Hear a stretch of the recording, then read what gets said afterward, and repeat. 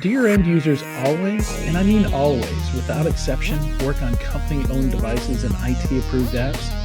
I didn't think so. So my next question is, how do you keep your company's data safe when it's sitting on all those unmanaged apps and devices?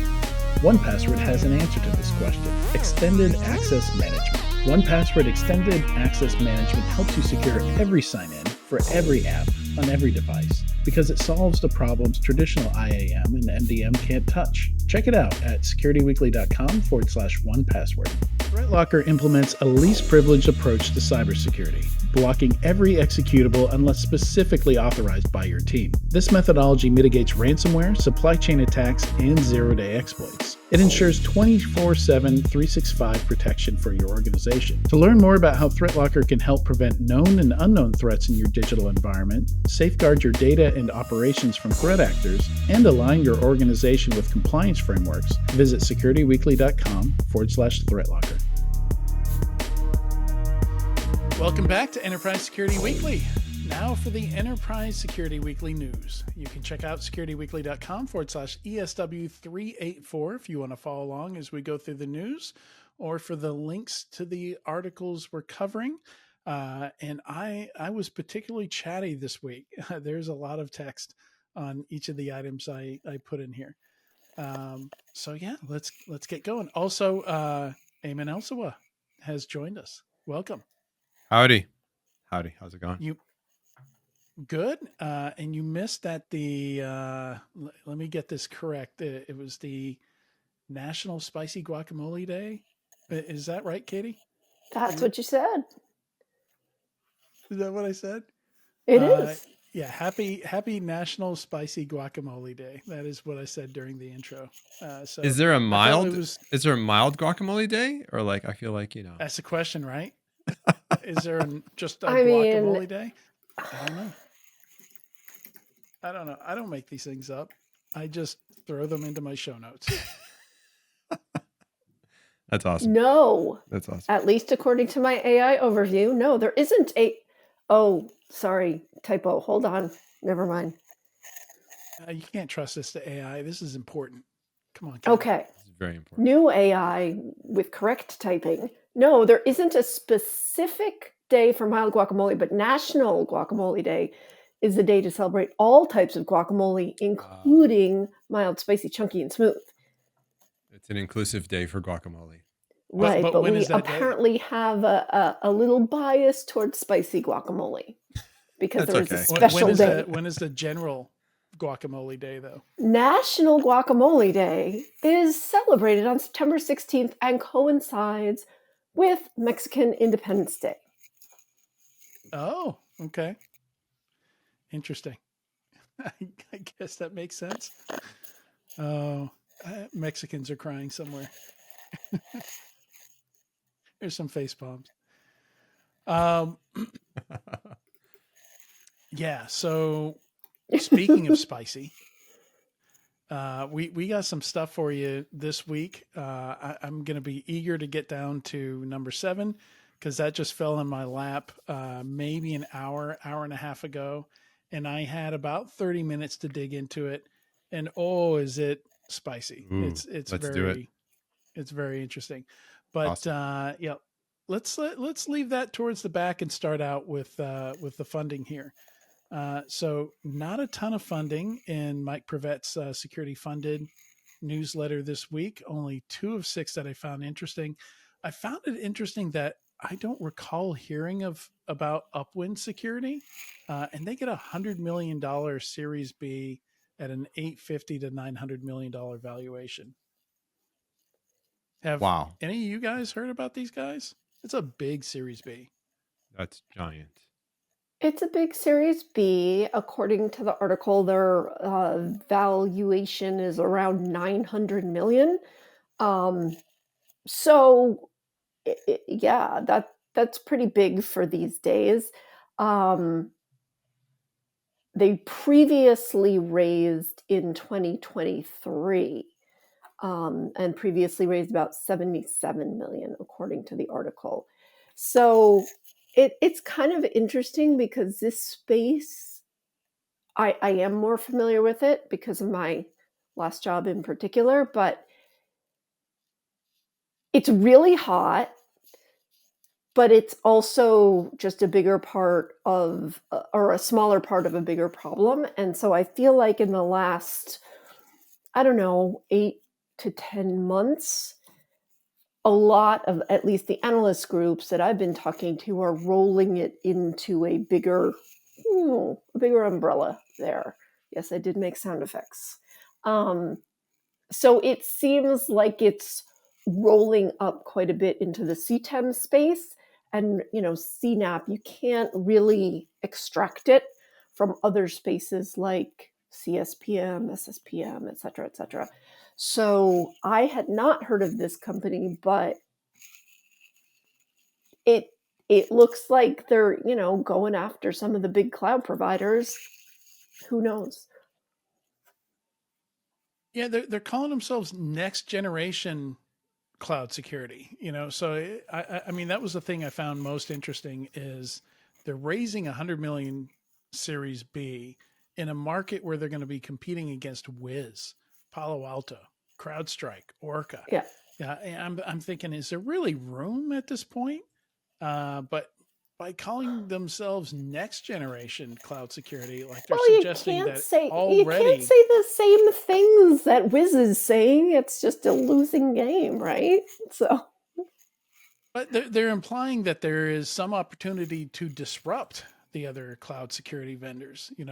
Once you throw next gen on there, that's kind of what you're suggesting, is that you've done something significant enough that you can leapfrog them to market. So I don't know what that thing would be. When you look at their offerings, it's a mix of vulnerability management, CSPM, identity security, a lot of runtime stuff, runtime cloud detection and response, runtime API security. Um, yeah, which but sounds a little same kind like of stuff Wiz you're to seeing me. from the other folks as well. Yeah, sounds a little like Wiz to me, and I'm not particularly smart, and I'm definitely not an entrepreneur, but I wouldn't go up against Wiz. I wouldn't want to either, but yeah, we'll keep an eye on them, see how it goes. Maybe get a briefing if it's offered. Yeah, But Yeah, I remember. Maybe they've got some secret spicy guacamole we are yet to learn about. Yeah, I mean, I remember a maybe. time when there wasn't enough cloud security tools out there, and now the pendulum has swung the other way. And meanwhile, cloud security, hasn't evolved too much in the past maybe like 6 months, a year, or 2 years. I mean, take it with a grain of salt. Everybody has their Kubernetes, everybody has their stacks, but maybe they're trying to tackle the multiple tool issue. I'm not sure. Where But instead of so is having, Wiz, I don't know. so is Palo, so is I know. CrowdStrike. Yeah. Yeah. I mean, and then, look at the demise of Lacework, right? So uh, that's something to take into consideration.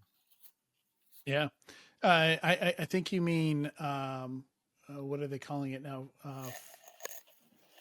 40 CNAP.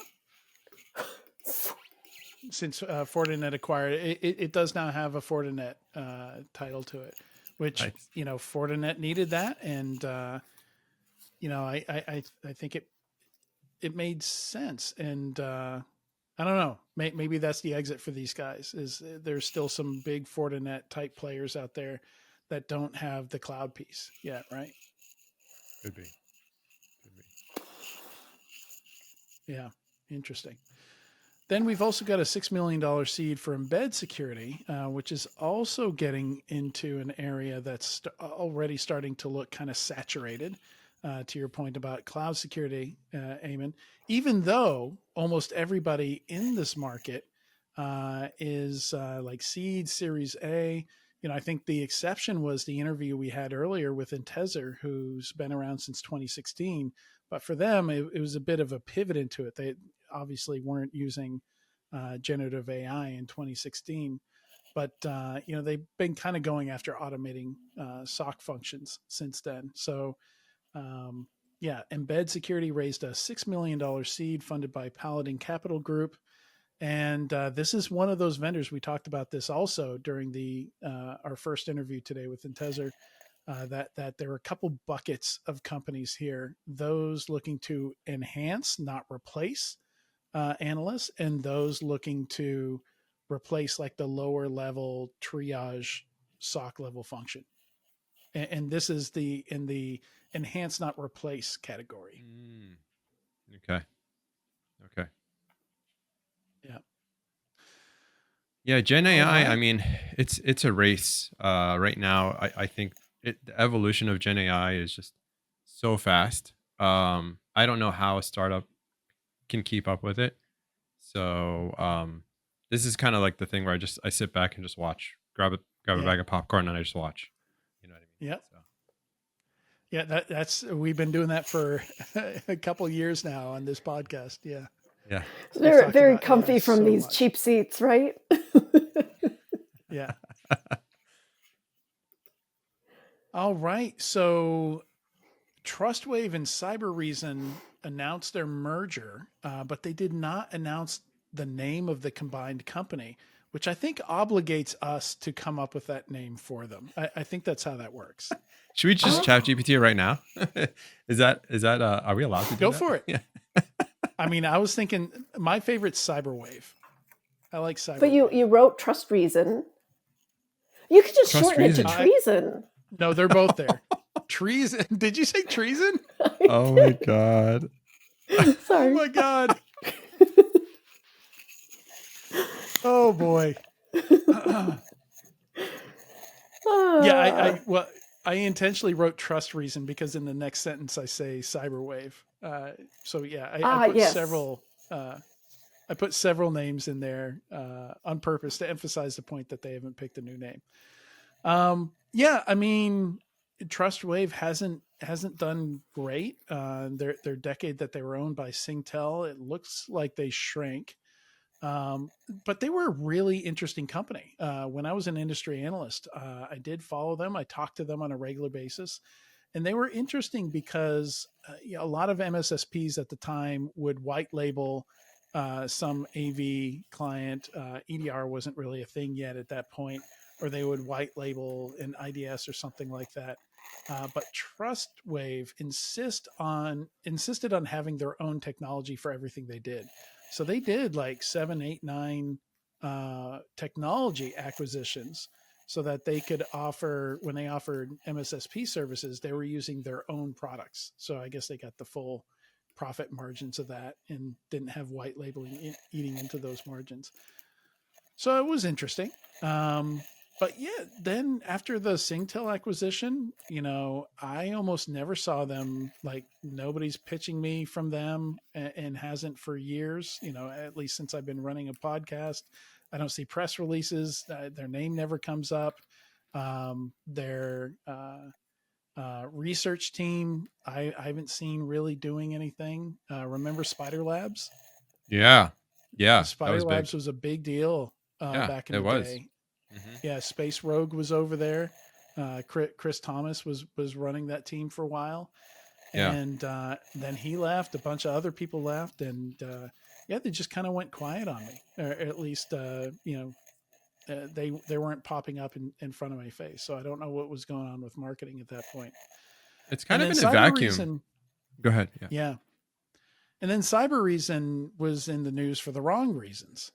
So this very much looks like kind of this combination. Like let's take two companies that have had a rough time of it and I don't know, see if we can turn it around. I don't know what the goal here is are these gonna are they gonna IPO, or are they gonna exit to somebody else?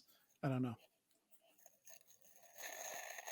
I wonder if this is a fallout. I wonder if this is a fallout from the liquidity crisis.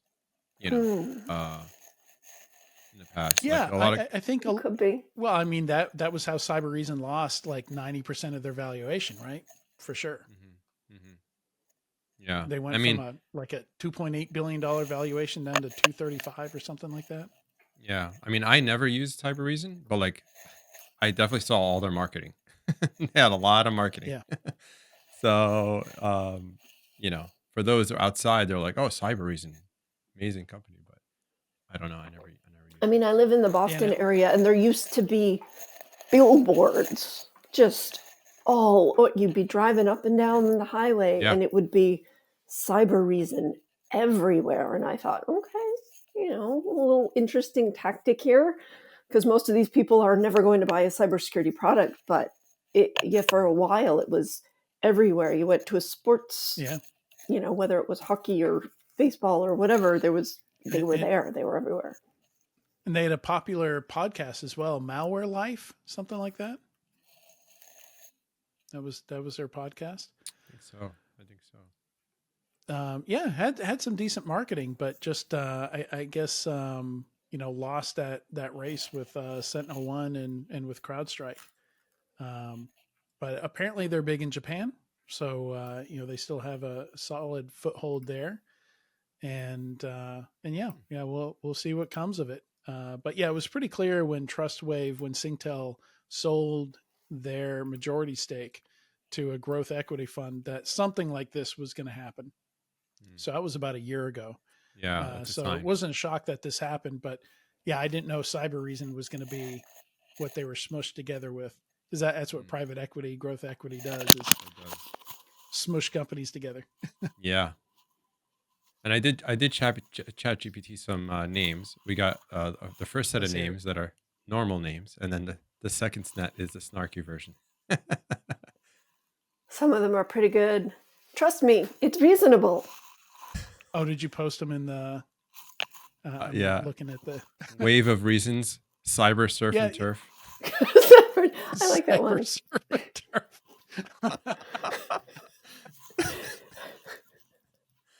The Wavy Reason Squad. I like the Wavy Reason Squad too. You could definitely do some good graphics. McCyberface. I like Trusty McCyberface. Yeah. Oh my goodness. Those are definitely the snarky ones. Did you prompt for snarky? I have to know. Did you prompt for snarky? Yeah. What are the prompts? Oh yeah. Let's see. I said Trustwave and Cybereason just merged. Come up with 10 names for the new company. That was the first set.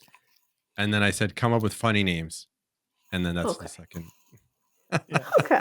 Reasonably wavy security. All the trust, none of the reason. Oh man. Oh, that's rough. I don't feel really good about, like, it's so tough to find a good name. I constantly hear founders complaining about how few choices they have in coming up with a name these days. Evan just came up with 10. He just came up with 10 names that are available for any. Yeah, I mean, nobody else is going to have Trusty McCyberface. That's not going to be taken. Cyber Surf and Turf, pretty sure that's not going to be taken unless there's like a cyber, I don't know. Okay, everybody, let's quit our job. Cyberpunk themed. No, open a seafood shack that is also an internet cafe. Yes. There you go. Cyber Maybe cafe. That one's taken. Yeah. All right, let's move on here. I don't know. Did you guys get a chance to dig into number 3, NVIDIA's Morpheus AI SOC analyst? Did you get a chance to watch the video? No, I did not. I saw the screenshot of the face, but I include a link directly to the YouTube. Go ahead and click that and at least let it just run for a couple seconds. I'll put on 2x. Just so you get the gist of what's going on here. Yeah.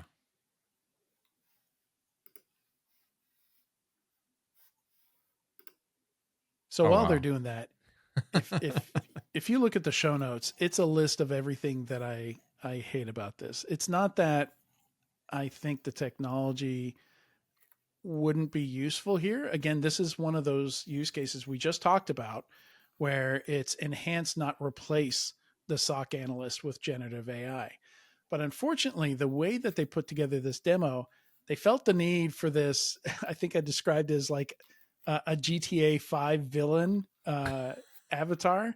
So there's an actual 3D, video game looking avatar here that talks to you out loud, and you have to talk to it, which I think is the absolute last thing that any SOC analyst, like mostly millennial SOC analysts, want to do at work is talk to a GTA villain every day to do their job.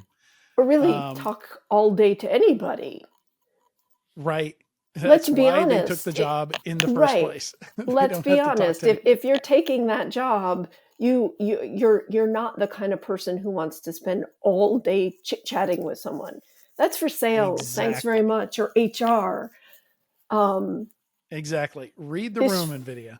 This definitely feels off the mark. I think maybe they're assuming they're trying, and I obviously don't know this, but maybe they're trying to make the leap that a lot of people who are into technology also are into video games, and therefore it's that quote interactive experience, but with a computer, and it's not a human, so therefore it's better.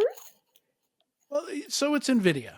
They have licenses, or they have models for 3D characters. They've got 3D voice, both recognition and synthesized voice models. So, there is pressure to use all this stuff because they have it. These are things that NVIDIA has produced and sells. They have these libraries. So I think there is pressure to throw the kitchen sink and everything into this demo. So they're not just demoing the security use case, but also I think somebody thinks this looks a lot better than just having a screen where somebody's typing text and text is coming back, right? I mean, that does seem like a boring demo. I mean, I'm going to take a different approach. It's like, why not just put a robot? Like, I don't mind if you had a robot or some sort of cyborg looking person there, or whatever it may be. Instead, it's like this 33-year-old male balding figure. I'm not sure what the choice of that was, Right, exactly.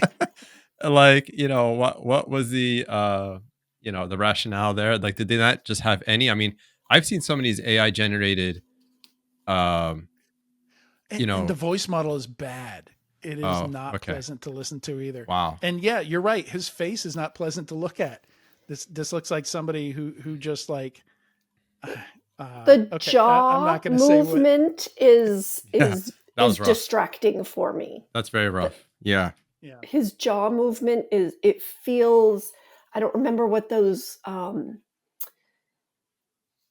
cartoons were like a couple decades ago, but like the jaw and the movement of his mouth feels very like disjointed. But you're right. I wish I could remember, but it's like that makes it even worse. Like they're saying we're NVIDIA, we should have 3D graphics in this, but they're like, should we bring our A game? Nah, let's reach back to GTA 3, right? Let's take that technology from the PlayStation 2. Let's throw that in here instead. Yeah. I'd rather be like a bubble, like the person just thinking and not even moving their mouth, and just here's a bubble of what I'm thinking. Yeah. Or like, or even a reaction like, this is bad. Like just any sort of thing that maybe could add context to what I'm looking at on the right side of the screen. But I'd take an AI generated robot or anything, which has been amazing. So surprised. The worst part of it, though, in my opinion, is the example that they use, the actual security investigation that's being performed here. It could literally just be 3 lines of Python. It's the person speaking gives them an email address and gets back an IP address, and then they say, can you look up this IP address and see if it's on a blacklist or something, see if it's a known malicious IP address. Like nobody's going to do any of this. Like you're using a garbage sim if all this hasn't already been done in the background. This is even a lot to use SOAR for. Like this is almost unnecessary to do at that level. This kind of threat intel correlation and lookup is just table stakes, and it's already going to be done. You're not going to need an AI assistant to do this. So they really need a demo that shows off something you can't do with every product on the market today much easier already. You know what happened here is the team that put this video together didn't talk to the security team at NVIDIA. That's just what happened. Probably just talk 100%. Yeah. Or they did and didn't listen to them, which is worse. Yeah. Sorry, Katie, were you going to say something there? No, I was just agreeing with him. Yeah, it was somebody's perception.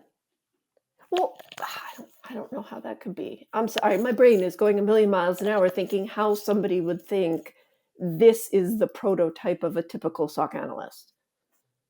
Yeah.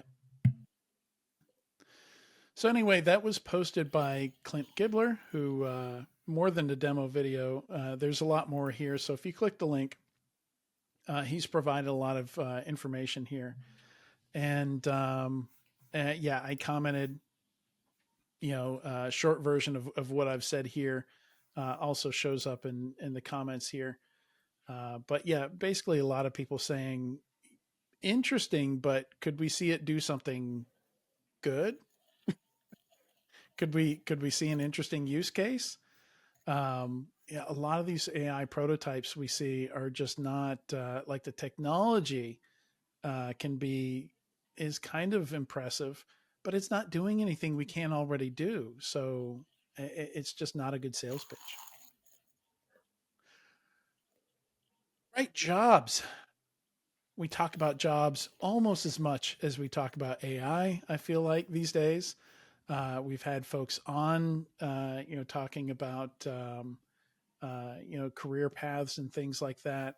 And last week or the week before, we talked about why the IC Squares number on jobs is so wrong, because has nothing to do with job openings.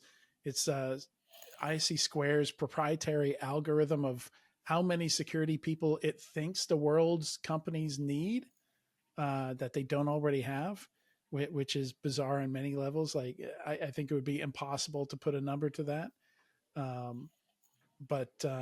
But yeah, so this was inspired by the ISC squared conversation, and yeah, so I did some thinking here on, why it looks like we have some stagnation in the cybersecurity job market right now, and there are a lot of factors here that I've listed out. But I want to hear what you guys think.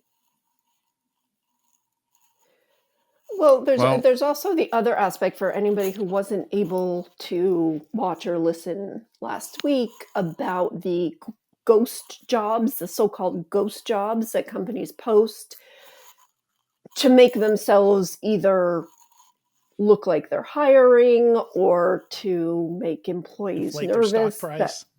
Right, yeah. So it's in this report, in this article on dark reading that you have here in the show notes, they do make a point of saying, and I think he's right. You referenced this last week too, Adrian, that Ira Winkler, who was one of the first to call them out, says, shouldn't we be focusing on the people who are in the industry who have experience and can't manage to get a job? Shouldn't we be focusing on training? Shouldn't we be focusing on helping people who are in the industry or who were in the industry get back to work? Because people are frustrated, and this comes straight from the report. Quote, these people are really frustrated hearing that there's all these openings and they can't get one, and they can't get a job. And I think that's right, because I've seen friends and colleagues try to get new jobs and just be negged all over the place for the dumbest reasons. I have a former colleague who's really, really good at his job, and he's looking to go somewhere else. And he told me recently that he had a friend at another company, and he sent that friend the resume. So you'd think the whole networking aspect, we know that that's how it works. But the feedback that he got was that his experience was in a different area than what his resume says. So the hiring manager looked at this resume with all of the right words, because it was for I don't want to say which it is, because I haven't talked to this person about it, but let's say it was for a let's say it was for a SOC analyst role. And so the job he was applying for was SOC analyst, and his experience as SOC analyst. Well, the person who looked at the resume, it was given to that person by an internal employee, was like, no, this person has more cloud engineering experience than SOC analyst. And the potential candidate, the person that I worked with years ago, was like, what's going on? Like, literally my job says what they're looking for, and they were still negged. So it is really curious how these things come about and why. And I think some people deserve some answers, because if they're looking for a job, especially if they're long-term unemployed, we should want, especially if we're saying, hey, security is growing, we should want to put good people to good use. But it seems like there's almost this hesitation to do so. And I don't know if it's some sort of problem in, the connection between recruiters and HR and hiring managers, or if we just think that it's broken for sure. Yeah. Should we be using resumes? Like, I've never found resumes very useful. People are going to put in, whatever they want in there. You hear all the stories of, oh, you've got this on your resume. Tell me about that. And they can't, because, they just put it on there to match a keyword. They're just not, I've never found them all that useful. But I do find interesting, you were referring to that bit where Ira's talking about IC Squared should be more like a union, because you pay dues to them. They should be helping their members find jobs, instead of talking about how many bajillion jobs are out there or should be out there, while their members can't get a job. Like, that thought had never occurred to me, that IC Squared being kind of like a union, at least in one very limited respect, in that they you pay dues to them, and they should help you find jobs. But Eamon, go ahead. I want to hear your thoughts on this. Yeah, there's so much to say on this. Actually, I started writing an article, and it was going to get so long that I had to pause it and just make it a multi-part.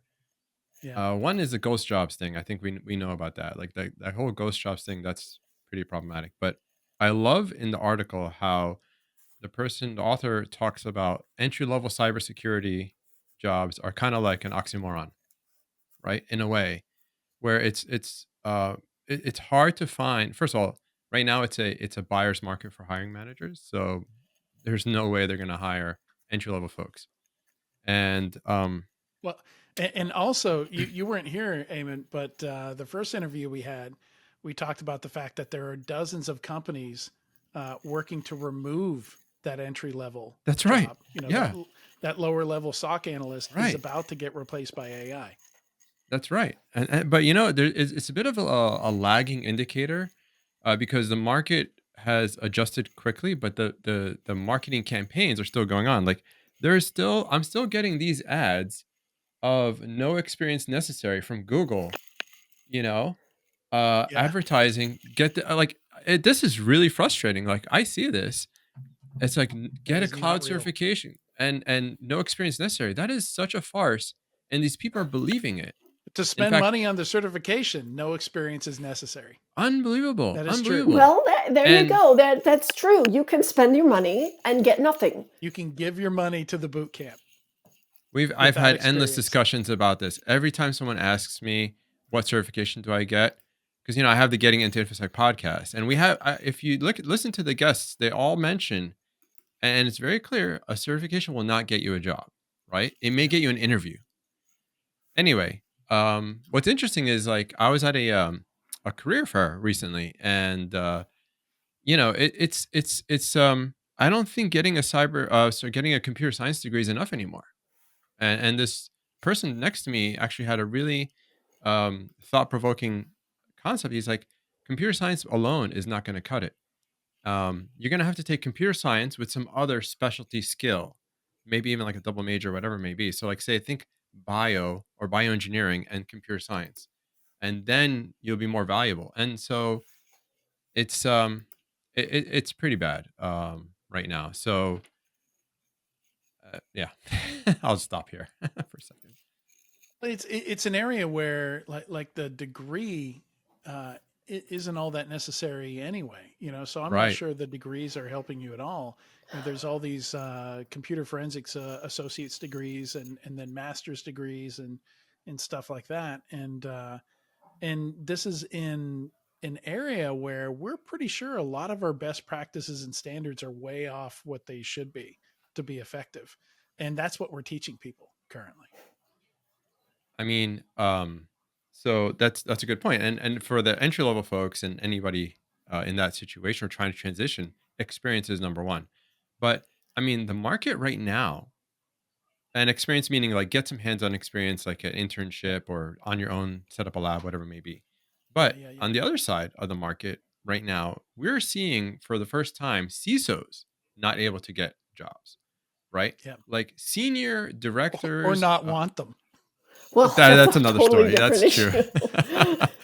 But there's a lot of folks in the past year that I mean, I know a CISO that had to take a 50% a salary cut.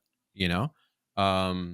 I know folks that have been. I mean, before we were kind of like prima donnas in the cybersecurity field, and now we've had a big awakening. Before we would just turn on the the thing in LinkedIn saying I'm looking for a job, and we'd have a job in a week, or a couple weeks or a month at max, right?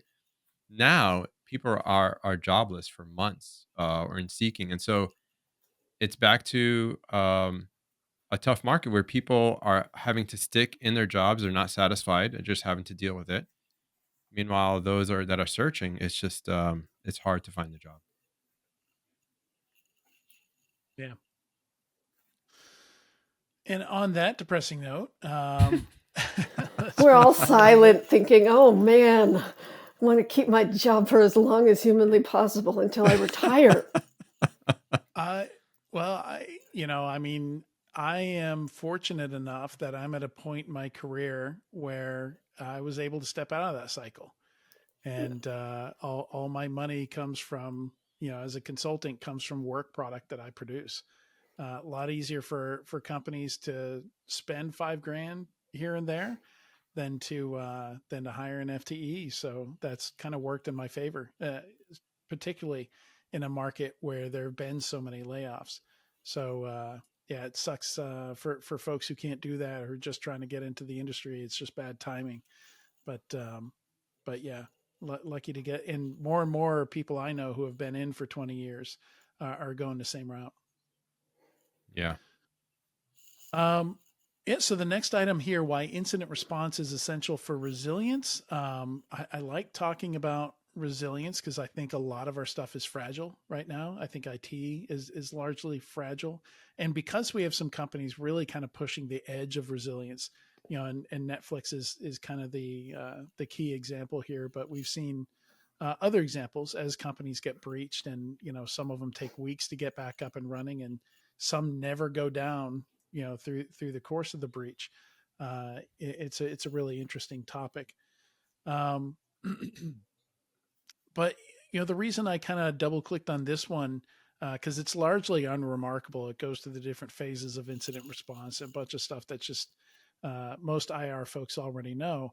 But it goes really hard on something I've been also pushing hard for, which is training and testing. Having the confidence that your security controls work, that your incident response, your recovery is going to work because you've already done it. I've done DR and BCP in my past.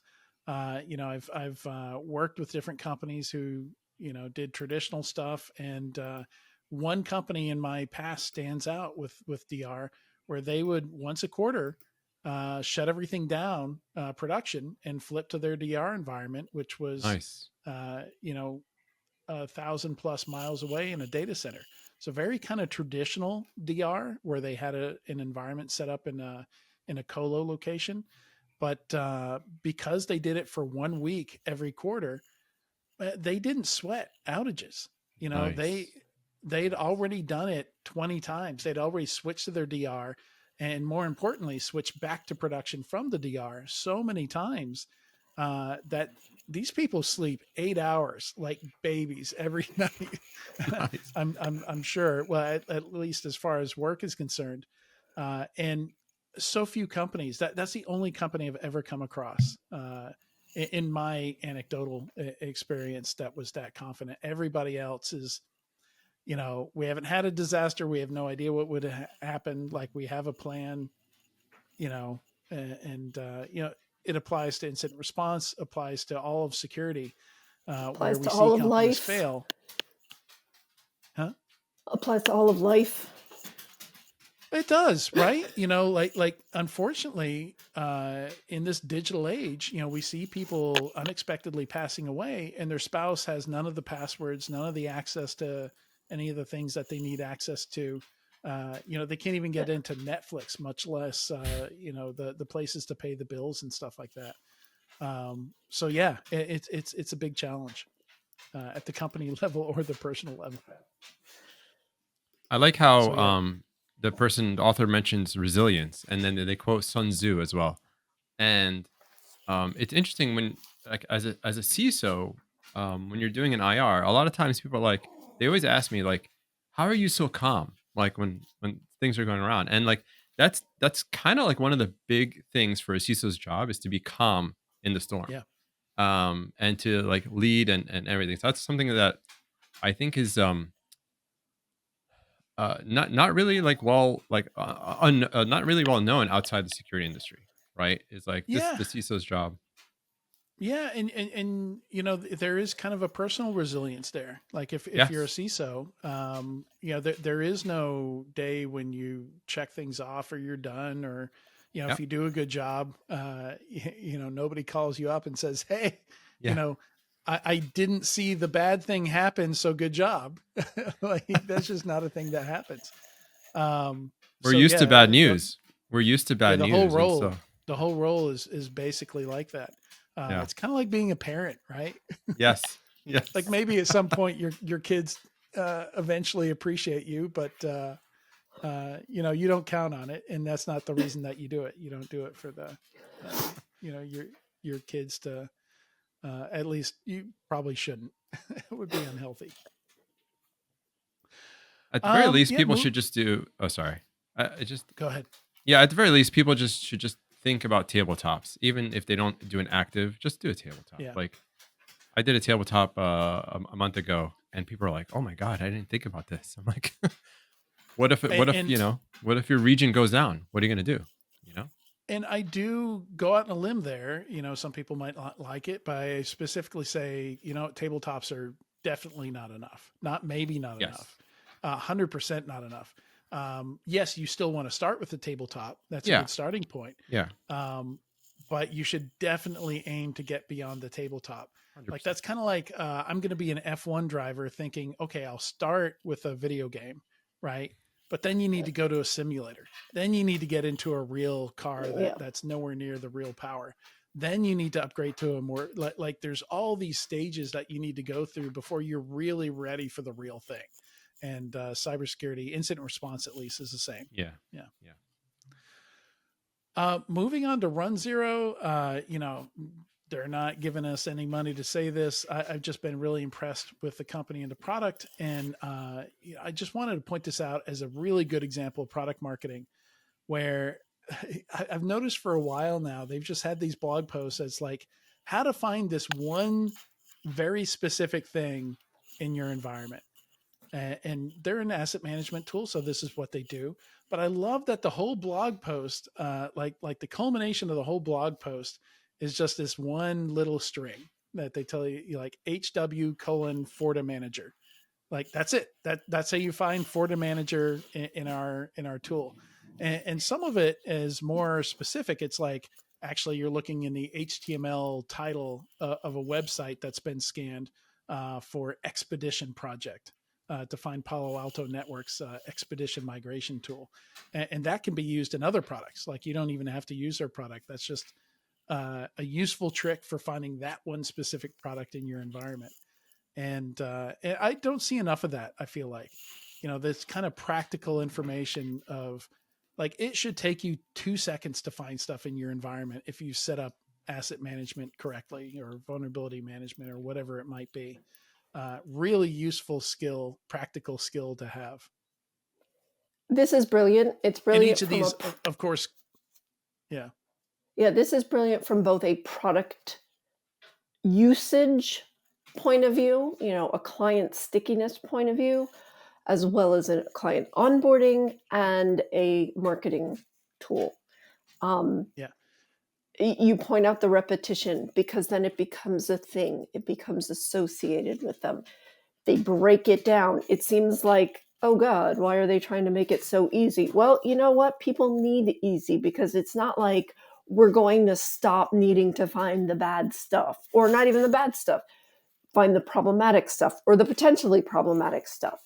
And so I love how, like, when I saw this, I thought, okay, how can I do this for my company? How can I translate this to what we do? Because this is not what we do. This is totally different. But I'm sure there are parallels, and I have to go back and think because I thought, Yeah. God, this is brilliant. And the thing about every good product, every good product marketing campaign is that it breaks it down into something usable, tangible, and relatable. And so kudos to the Run Zero product marketing team here for, or maybe it came from product itself. I don't know. Okay, kudos to Run Zero. There you go. Yeah. Yeah. You read it and you think, I want this to be that easy in my environment. And of course, each of these coincide with a critical vulnerability that's making the rounds in the news. So Brilliant. that's Just where you get your sense of urgency from. totally brilliant on their part. And I imagine their customers do this, they look for this. They like get excited about it. They troll through, troll in a good way, troll through the blog post to see what's new because it's almost like you want to know. You want to proactively go and look for this kind of stuff. And then you learn a little bit and you don't realize you're learning a little bit. And then when you need it, boom, it's there. So in the interest of time, I'm going to skip the squirrel story and we're just going to do this dumpster fire story because Sean just looks like he's inevitably going to leave up that that notice that it's time to wrap. Say, shut up, you verbose people. So, I titled this Florida Man Gets Hacked, Loses Data on Billions of Consumers. So what this looks like, somebody sent this to me because I keep a list of the all the companies who have gone out of business as the result of a breach or security incident. And there are less than 30 companies on this list. And the whole reason I made it is there's all kinds of myths out there about your company's going to go out of business if you have a breach. Right. So very much not true. It does happen. And I wanted to document the ones that did happen to show that it wasn't all that frequent. But it's also interesting to look into how these companies failed and what happened in these cases. Yeah.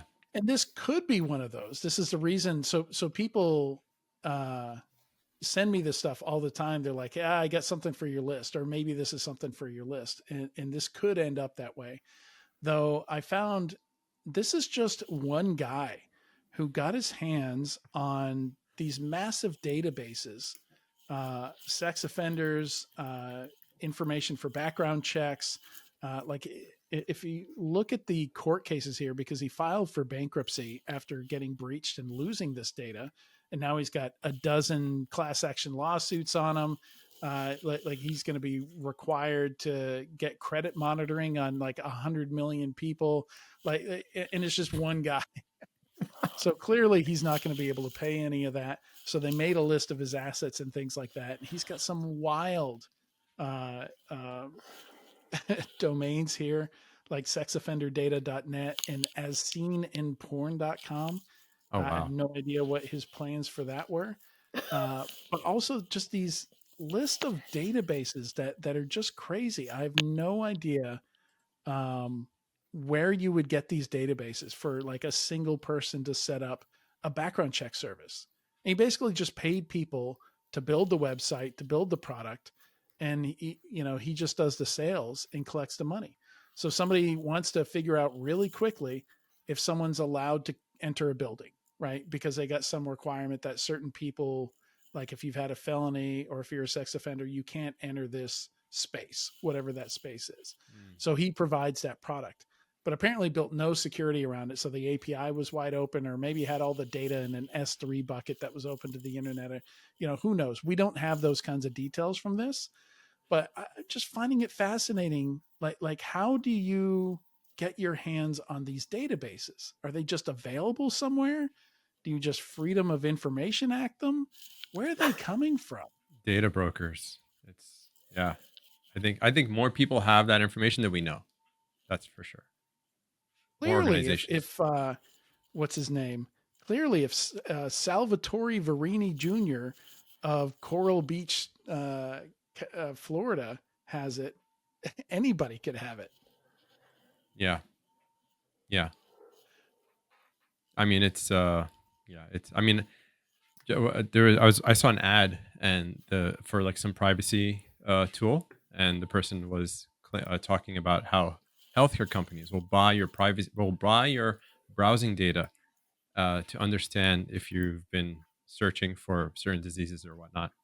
So, yeah. He has a database on DEA licenses, concealed weapons permits, USA consumer database, which is probably one of the ones that got taken, Medicare sanctions, marriage divorce data, merchant vessels, geocode data, sex offender database, social security death index, OFAC watch. Okay, well, that one's easy. OFAC watch list, I know, is easy to download because a lot of businesses are required to do it for KYC. But yeah, some of these are not just go to a government website and download it. So I don't know, but that kind of blew my mind that, like how many other Salvatores are out there with everybody's data and no security controls protecting it. SMH. Yep. Well, and all that data is being sold. So, I mean, that's one way to get it. Well, thanks for advertising it right now. You just go to Salvatore. Yeah, we can just find this 270 gig file and see where we can find it, And not everybody's going to have it. It was worth at least, what was it, like 3.5 million is what they're trying to sell it for. I know. I'm kind of annoyed that it was so low. I was going to say, that's not that much if you've got that level and specificity of data. Like, I guess Salvatore is less greedy than I am. I don't know. And thanks to the bankruptcy records here, proceedings, we know exactly how much revenue one person can make off this data. And for this year so far, that's $1.1 million, over $1.1 million. Fascinating. So yeah, you'd make back your money pretty quick, I'd say. All right. I think that's all we've got for today.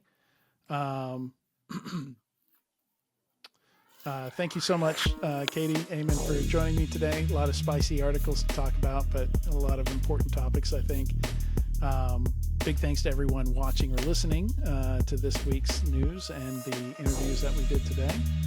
And we'll be back next week. I forget who we're talking to at the moment, but I think we've got a couple interesting ones next year. I think we're talking to Hackerverse. The folks there, that's a really interesting company to talk about. They're doing something kind of new, trying to democratize the ability to test products without having to go through sales teams. So, Katie, I'll be interested in your thoughts on that one. And PLG. We'll have more news and another interview on top of that. Nice. All right. See you next week.